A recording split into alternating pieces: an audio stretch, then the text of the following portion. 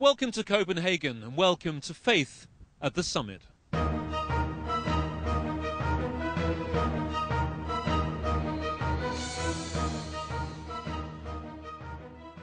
Our group of religious leaders are stepping up a gear.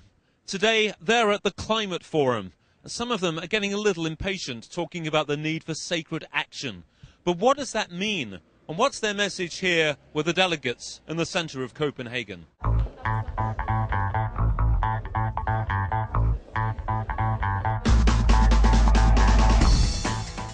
And for God's sake, see that in networks of grace and in other ways of bringing all of us together, we have the beginnings of a worldwide sacred activist movement grounded in divine peace, inspired by divine passion, that can, even at this late hour, transform everything. Or a bingo. The butt of a gun. So, Andrew, in practical terms, what sort of things can you imagine happening? I will go to the streets. I will invite everybody in the movement of sacred activism to go to the streets to protest if this situation gets worse, and I'm sure it will. I will also say that I am not a dogmatic pacifist. I have great reverence and deep, deep respect for those who are, but I am not.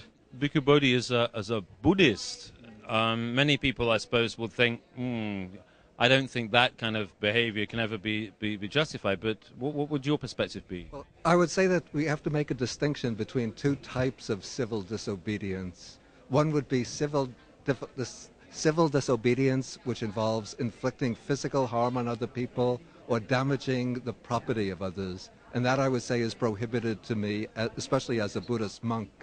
But if there are types of civil disobedience which involve simply disobeying laws that are in place but don't involve inflicting harm on anybody, then I would say that that could be an effective channel for getting our message across. Joan, have you ever had to break the law in terms of your conscience? I have indeed, in the peace movement in Vietnam, and a number of our sisters were arrested at that time and spent time in jail. Having said that, like Bhikkhu Bodhi, I'm an authentic Benedictine.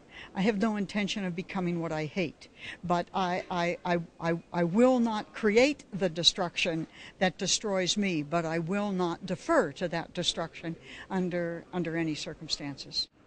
We just heard that our religious delegation have received an invitation to journey tomorrow to go to the Den of Power. That's the Bella Centre where the climate negotiations are taking place. What will they say? What will they achieve? We'll be following their journey on Faith at the Summit.